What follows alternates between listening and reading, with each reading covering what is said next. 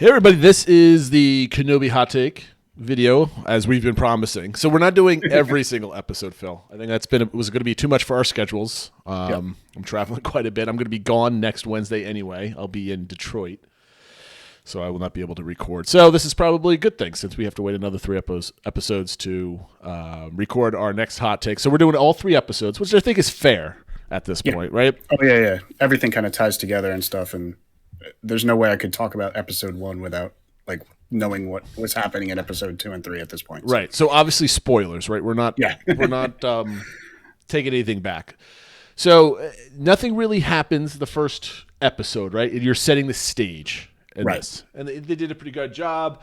It's showing Ben Kenobi. It's been, what, is it 8, 9, 10 years? 10 years? It's about 10 years, 10 so it's years, pretty right? much set about the midpoint between the end of Revenge of the Sith and before A New Hope. Right. So Ben Kenobi is just kind of depressed. He's got a day job. He's avoiding everything. And basically we hear him just whining like, everything is over. What's the point? Yeah. Blah, blah, blah, blah, blah. So obviously he's not in a good spot. And all type of stuff I was expecting. Nothing's really exciting. And then all of a sudden, to my surprise, and I think everybody else's, Leia just is now the main character of the show. Yeah, it was really interesting because in the like kind of teaser trailers and stuff, they showed young Luke and stuff. So you're like, okay, well we're going to see Luke, and then he's like barely in it. It's all Leia, and you're like, okay, I guess it's a little Leia show. And I don't know if there were leaks or people were. I wasn't playing the leak game. I wasn't going looking for spoilers or speculation. It was just I can't wait till it comes out, and that's basically where I left off, right? And I did not see this coming. Like I wasn't expecting it. So I appreciate that kind of surprise. Oh, for sure, yeah. So what did you think of the actress that plays Leia? I think she's excellent. I think she's nailing the role. She's definitely got sass, which is pretty key for playing Leia. I think she has some things that kind of mirror Luke a little bit too, so you can kind of tell they are related and things. So, but I think she nails that sass, but also like because she is Force sensitive, she can sense kind of what people are feeling, so she can have those sort of touching moments as well. So I think she's doing an excellent job. Yeah, I think this is why she excels as like a leader and a diplomat as she gets on, because she has like that ultimate empathy. She might not have Force powers, but she has heightened senses. I don't know what you want to call it. Mm-hmm. I really like the child actress. It's not like young Anakin where either the actor was not great or the script was not great or the directing was not great type of thing, right? I think that what they've set the kid up for is they're not actually doing anything difficult. It doesn't seem like she's memorizing lines and repeating them. She's doing a very good job of, I think the actress is actually 9. I think I read somewhere. Something like that. So she's actually playing an of age character. So that whole thing kind of completely screwed me up when I started watching. I had to completely reset the whole what's going on in this movie. And I think, tell me what you think. So because the Star Wars timeline is so fractured and messed up as it is with when things are, how old people are, and we're filling in backstories of a 40-year-old or about 40, almost 45-year-old story that people are going to start, and I've seen this online already after I've watched some of the recap shows and stuff like that. It's, Ben is not this old, or he wouldn't have enough time to do this, or why they're trying to squeeze some of the dialect from like they say, when Vader goes to Obi-Wan in New Hope and he says, last time we met, I was but the learner, but now I am the master. Obviously that kind of line wouldn't really be used if this at end of episode 3, which we'll get to, right? Leia, when in A New Hope she has the projections like, you aided my father in the Clone Wars. It's like, wouldn't she mention like, hey, you rescued my life like 10 years ago or whatever? She didn't mention that, but who knows? We don't know how this is going to end, and we don't know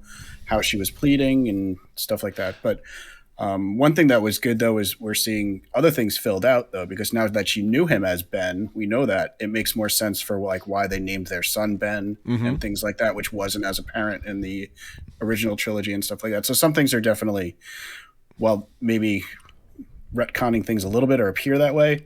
Other things are being filled out, which is nice. Yeah, I don't think, as with any of Filoni's and Favreau's product. You can't get hung up on what the script was for the original trilogy. You just have to let it go and enjoy the ride. And just imagine that at some point down the line they remake the original trilogy and kind of just say, all right, we're gonna fix things, right? Whatever. So that being said, that was basically the end of the first episode. It was the drop of Leia. Ben Kenobi is kind of just now a hermit and depressed and has no direction in his life. Yeah, I think that was the kind of the key thing that I took away from it was just how lost Obi-Wan is. You never saw him, in the original prequels, he was always so full, confidence and cocky and stuff. Yep. And like his life has just been destroyed because he put his entire faith in the Jedi Order. That was why it goes back to the duel of the fates. Is it going to be that is Qui-Gon going to raise Anakin or Obi-Wan? Because Qui-Gon was more the life essence of the Force versus the Jedi Order. Mm-hmm. And so now that that's been destroyed, you see this when he's talking to other Jedi. He's like, we lost. And so he doesn't get know over what to, it, really do with myself versus being part of the larger Force and stuff like that. So it's a really interesting contrast, and it's going to be interesting to see, well, how does he go from that to what Obi-Wan was, as this more wise person that we meet in episode 4. Well, I mean, it's funny because there's another Jedi on Tatooine. And obviously, at the end of the episode, he's hung, he's dead, and he gets captured. And Ben did not at all assist him. No. Right? He was just like, all right, you're going to die. I don't really care. I'm not going to try to help you. Just run away. And obviously, the way they were able to trap Jedi is put people in danger, which Force Jedi couldn't help see people suffer. So that's how they basically trapped him. But Ben can, right? He's not helping. He's, they showed that even in the line with when you were getting your wages at the end where he didn't stand up for the other guy. He's not standing up for innocent people. He's he's buried his lightsaber. He's trying to bury his past. Mm-hmm. And we see, that obviously comes up later in episode 3 and stuff where he sees the path and, Well, let's go in order. Yeah, let's go in order. But we'll see that. We're building up to episode 3. Okay, sorry about that. No, because I'm holding myself back because there are a couple things. So, okay, episode 2, we finally get off a desert planet or a swamp planet or snow planet or jungle planet. We actually go to where there's population, and I think this is a really cool set. I really dig it. It kind of reminds me of some of the Clone Wars type of cities, quote unquote cities that you would see, and then. There's a lot of rooftop chases. You get to see the Inquisitors. I'm kind of digging the fleshed out version of what we've seen in either the Rebels or touched upon on any of the other properties that are out there. Yep.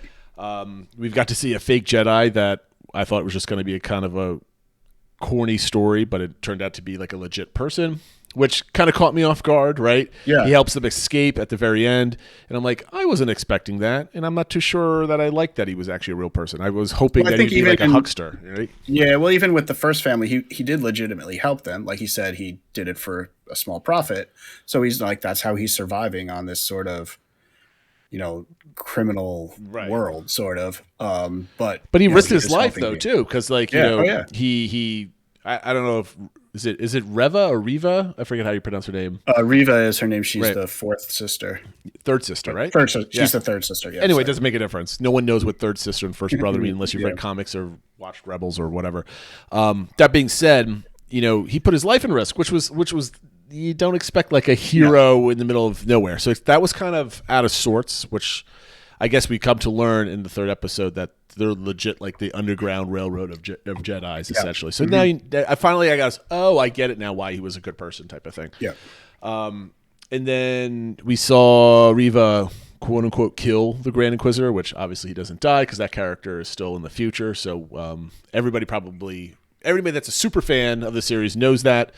Casual fans and other viewers are like, oh, wow, she's pretty awesome character, right? She's powerful. She just killed a dude and moved on. Right. So it's either two things. It's either you think he's dead and wow, that's a big, thing to deal with, or that he's going to come back and it's like, okay, well, how is he going to come back? Right. And he's going to be pretty upset when he comes back. Right? Yes. So we don't know. I mean, but his character, I never liked the look of his character, so I'm kind of happy he's kind of gone unless he comes back in the next couple episodes. I don't like. What's the way also they kind of make good it. with him out of the way, it kind of like amplifies that power struggle. Yeah. The Oh, other absolutely. Inquisitors are have. So yeah, it's kind of convenient. Convenience probably not the right word, but I think it benefited the story. Okay, so let's just skip to episode 3. The rest of episode 2 was just kind of running around. It was a chase scene. You got to know Leia a little bit more, and you get to see Ben like just shooting and not using the Force until Leia falls down, and this is probably the first time he's used the Force in 10 years, type of thing. Yeah. He's rusty. You can see he's struggling with it, and then the other big thing is the reveal at the end when Reva tells him that, oh yeah, Anakin's alive, and this is the first time he realized that Anakin was alive. It also lets us know that Reva knows that Vader is Anakin, which supposedly nobody's supposed to know that. Like, that and if Vader knows that, you die. Well, I mean, I've seen like comic book like clips of like a Jedi telling stormtroopers that this is Anakin Skywalker, and then all of a sudden you see stormtroopers out So in there's space. a lot of speculation about how she knew that, and one of the big things people are talking about is that initial scene in episode 1 where they were showing Order 66, and they start with the Padawans, is that she was one of those Padawans. I mean, I think it's fairly obvious that that's the case, right? Yeah. So, because she's a little bit more than Force sensitive, I think, right? But I think it's the ability to she was suppress a little bit. Yeah, exactly. And she's been trained on the dark side, and I guess her special strength is reading minds. So that was a big thing, and it was really cool. You got to see like Anakin or Darth Vader suspended in the Bacta tank, and whatever, and with the breathing, everything. Awesome way to end the second episode, which was really just an extended first episode because they were. Yeah, it was kind of good that they did them back to back. It kind of felt like, okay, now the story is really set. Even though the story is going to be airing over 5 weeks instead of 6 weeks, it's 6 episodes. It was good that they put the 2 there. You got a nice long. It was genius the way they did it. Only because if they did 1 episode, it was like a tepid ending to the first one. Yeah. But after watching 2, now you're stoked to watch the third one, and it amplified all the internet stuff. A couple complaints that I've seen on the internet that I don't really care about, but people are a little nutty about it, are like with the chase scene with Leia. Right, she's obviously it's like a little kid running away in the woods. Yeah, I'm like, my kids run away; they're not that fast, right? Or I can catch them. So I thought that was kind of dumb, but I'm like, okay, it just adds to the story and the cuteness of the whole thing. Fine, I can get away with it. It was kind of a fun group too. I mean, the leader of it was played by Flea from the Red Hot Chili Peppers. Like, this was clearly not meant to be the most serious element. And then people were complaining about Reva's little jumping around on the rooftops type of thing. I'm like, okay, yeah, it didn't look great, but fine. I'm not really getting hung up on that. And the only complaint that I had is the scene where Leia falls off the roof and he goes to save her. He's in this big firefight. He's kind of pinned down. He gets one guy, and then he's just like, oh, I don't have to worry about this other person that's shooting at me. I'm just going to turn around and do my thing. So anyway, those are the first 2 episodes. Excellent intro to the series.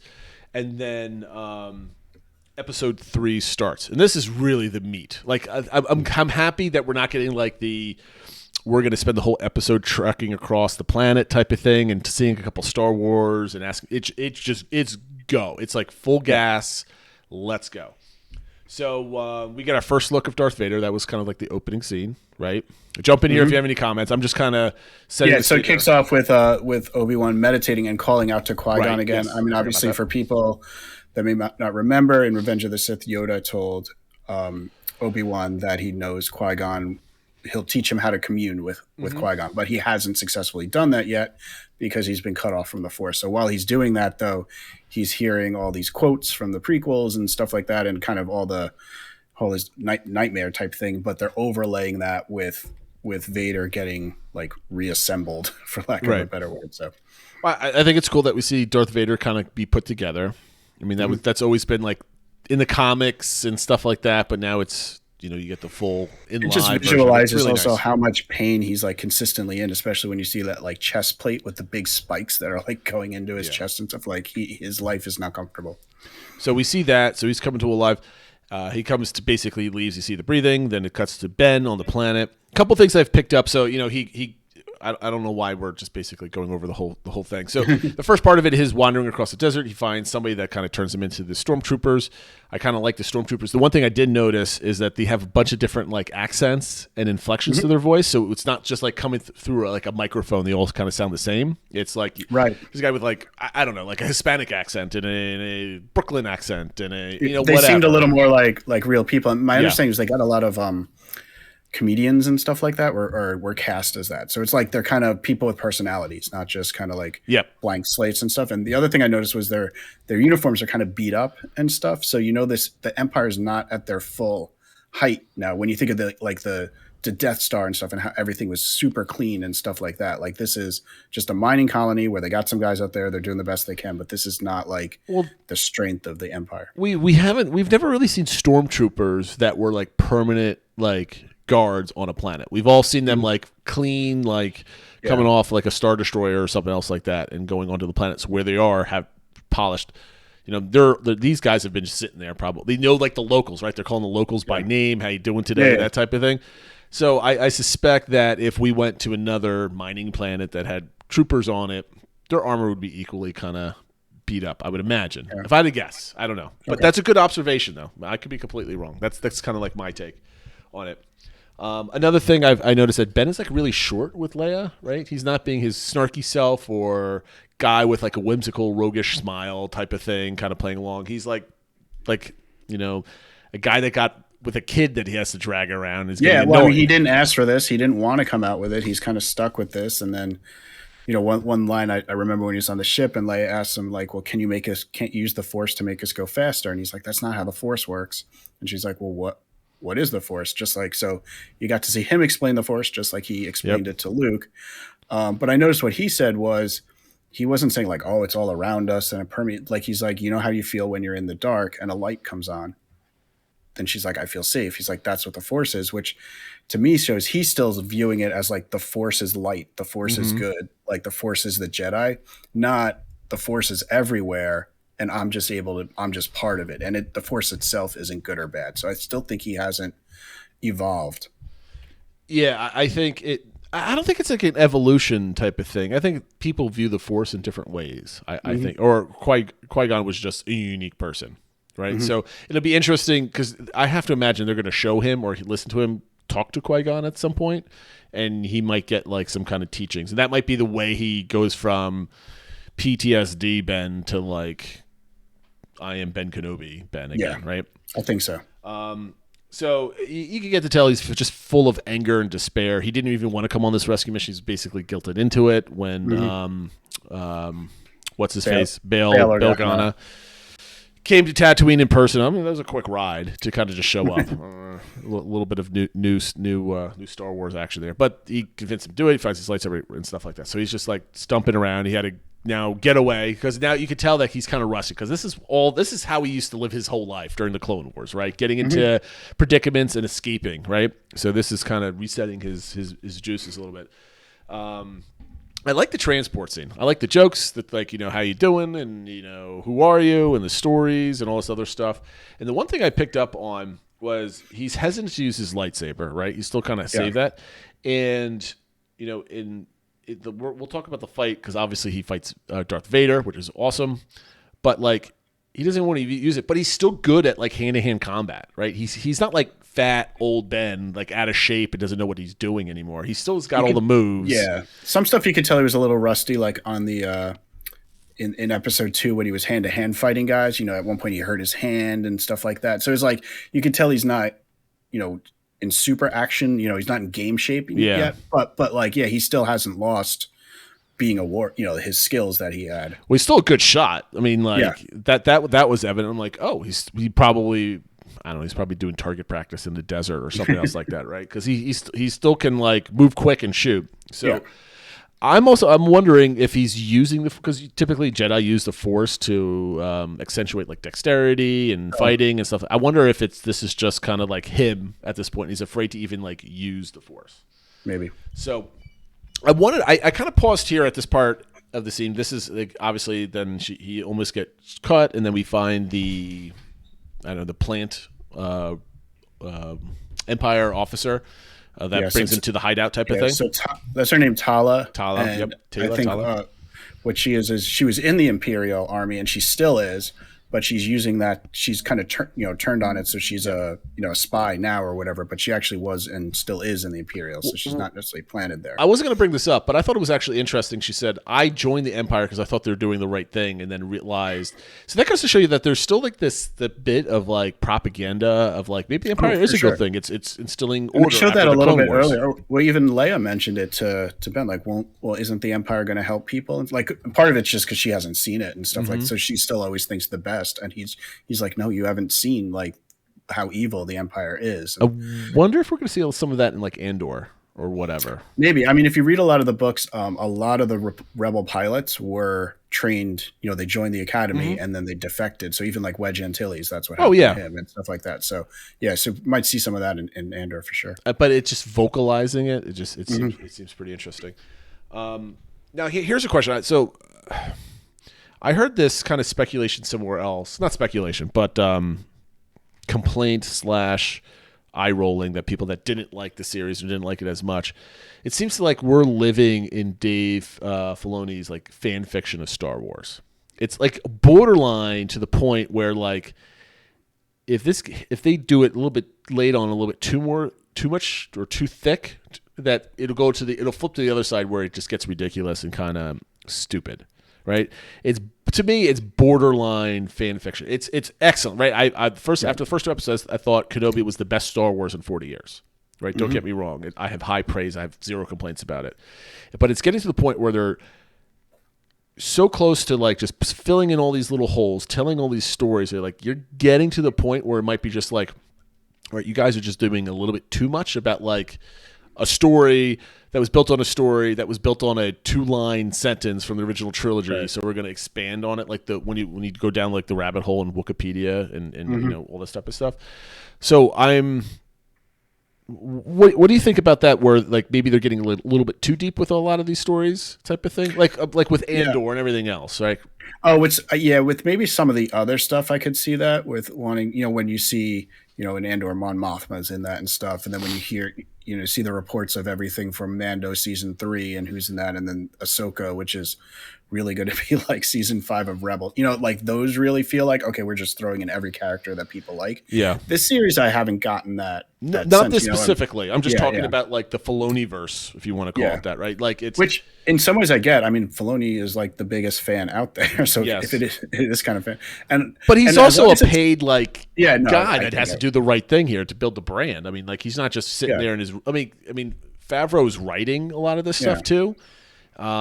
But I think they need to be careful because Kenobi's written wonderfully. This is more of a Disney Plus kind of thing because we're going to get. It definitely can go too far, but at the same time, sometimes as a fan, I don't mind getting serviced from now and then. Well, I mean, I don't mind fan service is good after what we've gotten from the other movies, right? So don't get me wrong.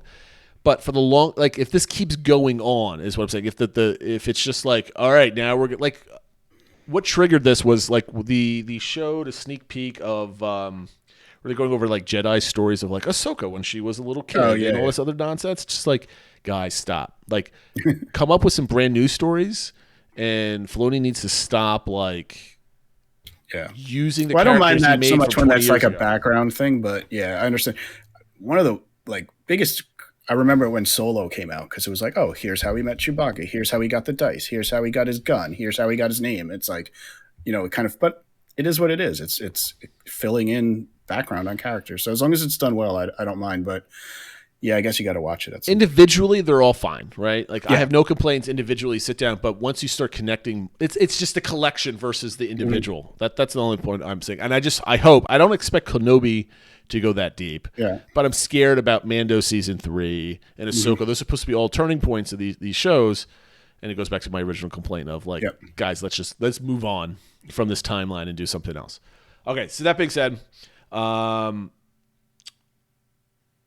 couple things right before so Ben and Leia are now in the bunker where they're in the hidden, where they're about to go to the port. It's, he kind of reveals, you kind of see some of the old Jedi names that he recognized and these kind of messages of hope and, all this other stuff.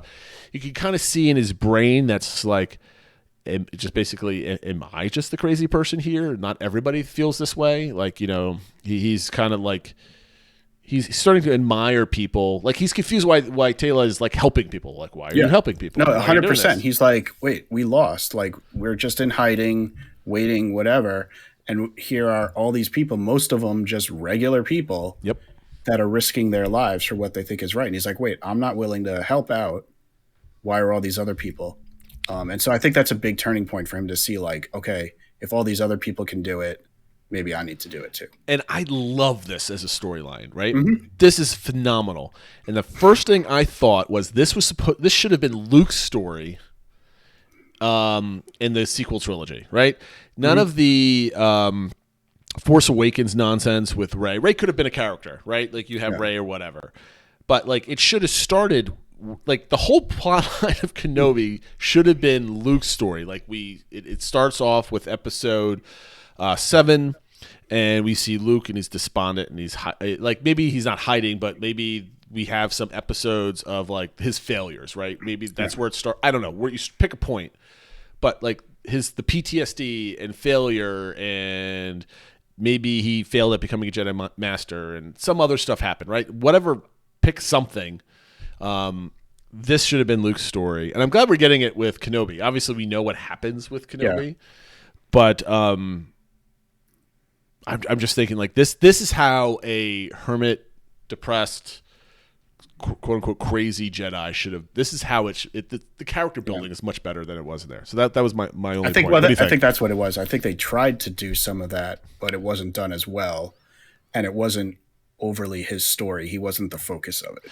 And they were trying to do all this other stuff. Yes. But I mean, like, what kind of undermined the whole I'm not going to talk about this. Yeah, let's go back. Like, let's stick to Obi-Wan. But that's where I'm thinking. I'm like, this is how it should have been, and this is a really good story. And now I'm interested in his character arc, right? Because Ben has had one side.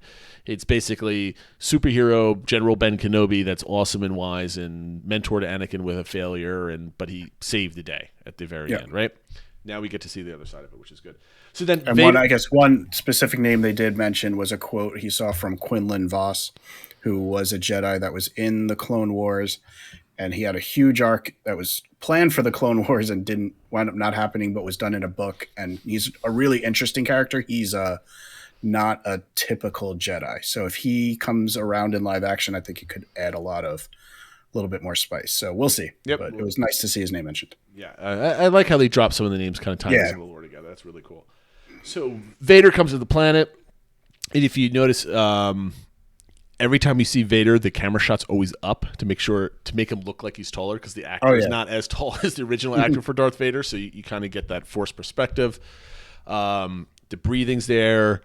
Just the menace and everything else. I think they've done a good job. Now they've introduced him. Now they got to just have him on screen now. No more dramatic like entry and exits. It's got to be, okay, Vader's now a character in the show. You've introed him. He's good to go. I've seen a lot of people say this so far is the best job they've done making Vader seem like a real horror monster. Like that's where he comes in. I mean, like he's going and he's snatching people by the neck and just holding them, torturing them basically. Yeah, he like snapped the neck of a kid, and I mean, he was like destroying people. Oh well, that was my thought. I'm just like, here you have like Anakin, like he's gone to the dark side, but even in the OT, he was never like ruthless. Like you didn't see his like wanton disrespect and disregard for human life. Like not that you ever really saw him with like civilians, I guess, but like this was just like, I don't really care. I'm trying to get Ben Kenobi out. Like I'm tempting him to save people, and you knew that's what he was doing. Yeah, and a lot of that happens even once he turns to Darth Vader. Like obviously he kills all the Padawans and stuff like that, but you could tell he's still like sort of debating things.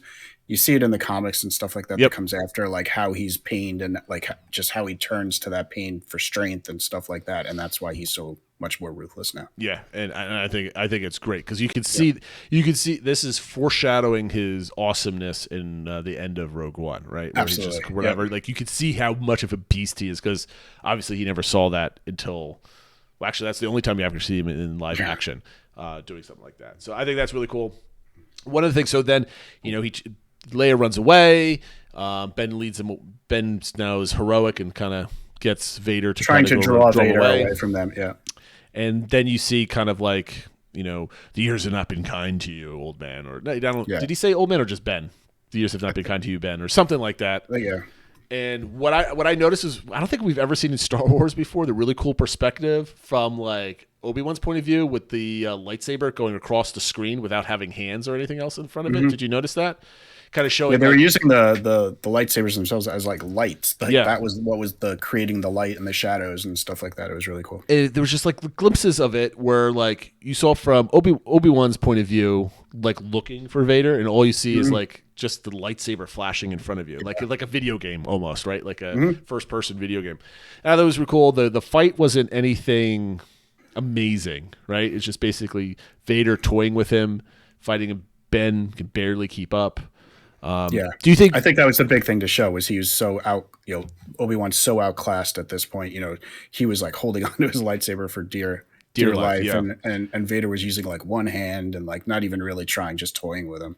Do you? I mean, that was my question. Do you think Vader was toying with him and just didn't want to finish him?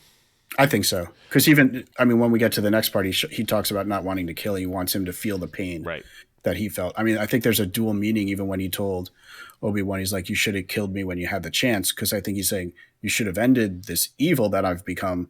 But he's in so much pain. Like, I almost wish you did kill me then. No, and I'm not dealing with it now. That's a good perspective. I like that. So he wants Ben to feel, or Obi-Wan to feel the pain that he's felt. And that leads us to that crazy scene where he's lit that fuel on fire and uses the Force to drag Obi-Wan into the flames. That was like, I was not expecting something that like cold or like just evil, right? Like, but I mean that's what Vader would have done. Absolutely. In I just like life, it doesn't seem very Disney, but well, no, but 100% that's what Vader would have done in real life for sure. But what I would love to see now is, Filoni and Favreau going together and just remaking all 9 movies, but with like this view of it, right? Like they've had a great time with people just shooting in crazy looking Mandalorian armor and whatever, but having like pure evil like this is that was. I mean, I was just like, oh darn, that's messed up. So here's the thing. So Taylor comes back, shoots a stormtrooper, distracts him for a moment. The other droid comes in and drags him out. And then shoots the barrel, and there's like big flames. My one thing was like, why doesn't Vader just go like and like blow him out or blow sand on it or whatever? And then I thought, is he scared of fire where he's not going to go into it to do anything about it? Because like he's like 20 feet away. Like what? Just grab him by the Force like you just did other people and drag him back. I was thinking about that a lot because it's like, or he could have Force jumped over it, or like he could have done a lot of things. I think he let him go. I think he said, I'm not done with toying with you. You can go. You've now had a taste of the pain, and you'll get more pain down the road. I think he let him go. I think it was on New Rockstars where someone joked, he's like, that when they were building his suit, his number one thing was like, this will be fireproof. Yeah. Right. Yeah, I was thinking that too. It's just like, this is obviously, if he wanted to kill him, he would have killed him already, right? Exactly. Like the scene where right before he drags him through the fire, he's holding him up and forced him to get the lightsaber out of his hands. Like no Jedi as powerful as Obi-Wan. You're not unless you're the Emperor himself, like the full strength of like the dark side behind you. You're not going to go to a Jedi Master like Kenobi and like be able to just force choke you and rip the lightsaber out of your hands, right? You're going to have some kind of protection, which goes to show, I think, that the Force was not with Ben Kenobi at all during that whole fight. That was just him, a human with a lightsaber. Yeah, that apparently can hold the weight of a lightsaber, which we learned in Mandalorian. I don't know if that's I mean, he's spent so many years training with it and stuff like that. I'm sure he could still manage it, even if some of it's a little like riding a bicycle. Yeah, I guess so.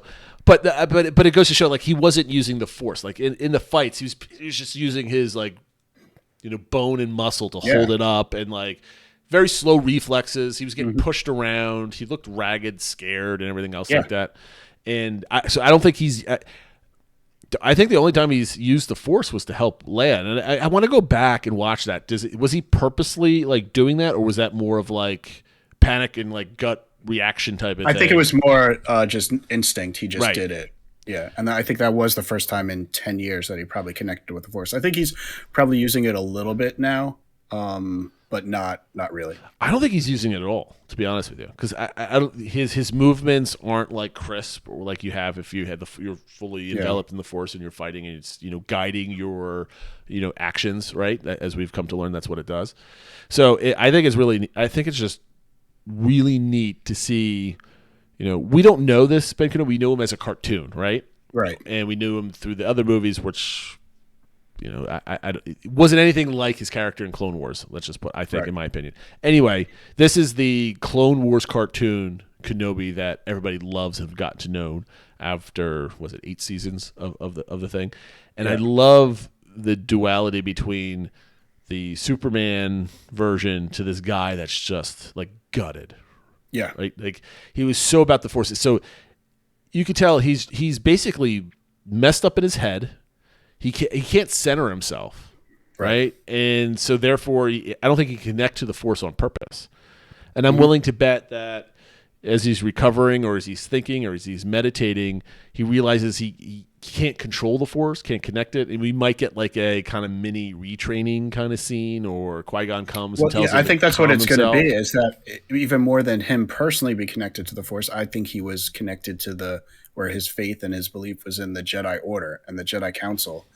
And when that being destroyed, he doesn't necessarily know how to reestablish it on a personal level. And I think that might be where Qui-Gon can come in and help him and say, you weren't a great Jedi because of the Jedi Order. You weren't strong with the Force because of the Jedi Order. You were because of who you are and your personal connection to the Force. Yeah, I hope it's not as simple as like I just realized this is how it works, right? Not that he just like a light bulb goes off and then he's 100% back. Not like that. He'll need to relearn it, but he'll need to relearn it as like an individual connection versus as part of the Jedi Order. Yeah, I get that. I just hope that obviously there's going to be another fight with Darth Vader, right? Oh, for sure. They're going to bring that back. Obviously, it's going to go to a standstill because obviously they fight they both again. Survive, yeah. What I'm really interested is in the Inquisitor characters, right? We're seeing, like you mentioned before, and we saw it in this last episode, I'm the one that talked to Vader. I'm the one that's supposed to go after him, and then they're fighting. Yeah. And then the one, I forget, is he the second brother? The fifth brother. He like is able to easily grab Reva down, boom, and like she's like almost slammed on the table, and like she can't do anything. So obviously she's not strong in the Force. Obviously she's weaker because she's easily controlled. So, but she's more conniving, right? But we haven't really seen her fight. So I'm looking forward to that, like Jedi versus her type of fight, not her versus like somebody with a gun or somebody else like that type of thing. Yep. So I'm looking forward to her development. I thought that she might be a redeemable character in this story. Do you think that's where we might be going? So now it's time for predictions for the second half. Yeah, so I actually wanted to talk about that because I hope not. Yes. I saw a little bit of that too when he was like, you'll get what you deserve and I'll get what I deserve. And she's like, I hope so. And then, but she kind of had that like, I hope so. Like I hope it isn't at the end that she she takes that, like sacrifices herself for Obi-Wan. And like, I hope it's not that. I mean, yeah, I hope she just had a horrible story and this is who she became and she chose wrong. Yep. But or was forced and tortured to be like this. And it's a sad situation, but I don't want her to be redeemable. I don't, maybe that sounds bad, but I think that would just be too cliche. Exactly. So we want good characters, right? Good or evil. I think I didn't interpret the "I hope so" line as like, "Oh my God, I'm scared. I hope so." I got it. I took it as, I hope you're going to get what you get. She's like, I hope so. Meaning like what I'm going to get is going to be like ultimate power and I can kill you. Kind of like, I hope so. Yeah. I mean, I think it was more just like, I hope this does in fact work out for me because otherwise I'm in big trouble type Well, thing. Yeah. But I think it was more of a confident, I hope so, rather than a questioning. It's a minute thing, but it was to me, it was like she has the ultimate confidence. And I don't think it wavered. Like, I think she has a plan. Okay. She knows what she wants. She definitely has a plan for sure. Yeah. So we've got 3 episodes left. There's a lot of things that could potentially happen if this was like a 8 to 10 episode arc. Like I would expect like somebody rescuing Ben Kenobi, giving him a talking to, and him coming to like terms with it. Yeah. So I'm going to guess that Ben Kenobi does not come back to full strength. He fights Vader again, right? Because maybe, he needs to get to.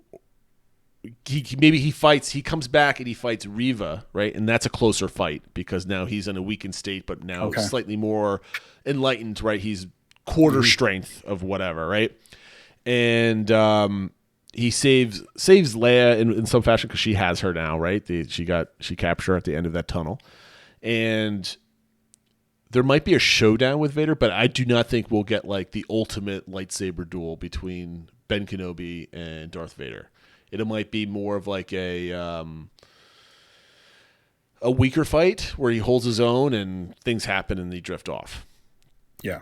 But the only reason why I say that it might not happen is because Darth Vader's line in A New Hope, last time we fought, you were the master and I was the learner, blah, blah, blah, that type of thing. If Vader feels like he's like the man after this, he would never have said that line. And I think they're cognizant of that line because it's a famous line.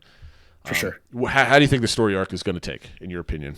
I think pretty similar. I do agree he's going to have a fight with Reva probably when he's trying to save Leia, because we know this episode ends with Reva kind of finding Leia and clearly going to go after her and capture her. Well, let me ask you this. Yeah. With that confrontation with Reva, does it happen which episode does it happen? The next one, the middle one, or the last one in the second half? Definitely not the last one. It's either the next episode or the one after. I think it might be at the very end of the next episode. That might be kind of like the closing scene of the next episode. I think that might be too soon. I think the next episode is we're going to see Inquisitor politics, right? Mm-hmm. I doubt we see Vader at all, other than maybe like him in his chair or a hologram, communication. He's not going to be a showcase of the episode.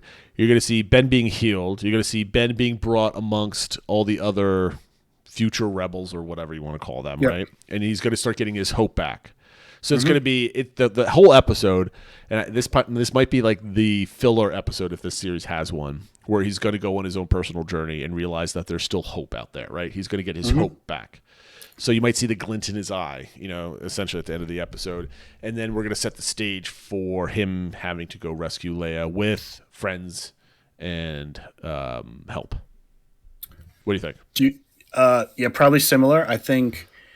Do you think we'll see another Jedi? Yes, I think they're going to drop like probably a random person to the average person, but like there's going to be somebody that's like... Yeah, I think it's either Quinlan Vos, who they mentioned, or there's a lot of overlap with Cal Kestis, who is in the video game, who he interacted with the Inquisitors a lot, and so he had like his model's based off a real person. Yes, so I think I didn't think about that because I don't think they're going to I've heard the name of the character. I can't remember. What's the name of the Jedi from? Did you saw the name on the wall? That dude, Quinlan Vos. I don't know. I've heard the name. I don't know any of the books or anything else like that, and I don't think any of the big time fans would really recognize that because if it's not in any of the visual media, like cartoons or whatever. He was in the cartoon, like one of the first seasons of Clone Wars for a couple episodes, but that's it. But right, so like that wouldn't be like an oh my goodness kind of moment, right? That they might want to drop something, unless I think they want to drop a little bit of excitement and have a cameo. Yeah. And I think the character, because there's they're dropping a trailer for that video game, right? So that would be like a cool tie-in, I think. And they also just announced he has a little droid that helps him. They're releasing that in Lego format and stuff like that. So it's kind of setting up for him to be there. So I think that would be a really and cool tie-in. And maybe he comes out and helps in episode 4 or something like that, and that's another sign to Obi-Wan of like, oh, other Jedi are helping. Yep. I need to do my part. So I think there's a little bit of that going on, and I think the last episode is going to be still he's not going to gain his old strength again. He's going to become probably a bit of a symbol, maybe a little bit, but he's going to go away and go back to Tatooine, right? We know that's what's going to happen. Well, I think that's going to be the interesting thing is, okay, he's built himself up. He has hope. He becomes more of a fighter, maybe not, like you said, to the old as much as he was. What then makes him go back to Tatooine for the next 10 years and just watch Luke? We do know in Rebels he does kill Darth Maul, who comes to visit him on Tatooine, so he must get his fighting abilities back good enough to kill Maul. Yep. But he does that back on Tatooine. He's still just there as a hermit and stuff like that. He's just more at peace at that point and kind of more like, okay, I know what it is and I'm here for a reason, not hopeless. So how does that all settle, I guess, is I'll be interested to see. Yeah, I think he has to be at peace with himself, right? So he saves Leia in some fashion. The people in the galaxy that are doing fighting the good fight, right, are going to fill him with hope, and he's going to get purpose again. Mm-hmm. I just don't think. I think the main confrontation with Darth Vader. I think there's definitely another conversation between the two, but I don't think we're going to get like the Phantom Menace level of like saber fighting or whatever. Oh yeah. We're not going to get that. And you could see that even in this fight, it was much more like in A New Hope, where they're not jumping around in circles and they're not like space ninjas. They're just like more like old school sword fights, which I appreciated. Yes, absolutely. Which I think more of that should be like that. Okay, so this episode's now at 45 minutes. Well, we did 15 minutes per episode. Exactly. Is there anything on your notes that we didn't discuss? No, we really wound up getting to a lot of it, and I think I touched on things. I think there is a lot of symbolism with the burying the lightsabers, and we even know at the end of Rise of Skywalker, Rey buries the lightsaber. She buries Luke and Leia's lightsabers and stuff, trying to bury the past.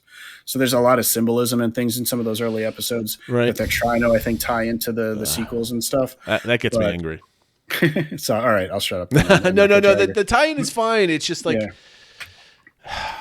it's time to tell new stories. They are telling a new story, and I appreciate this level of detail. Like, it just makes me wish the other movies on a grander scale were better told. And I was watching a Screen Crusher setup for this, and they had some of the other podcasters on, and they were talking about this. They were saying the prequel. It was if you want to watch it, Screen Crusher. It was the prequels versus the sequels, right? Like which one is better or something.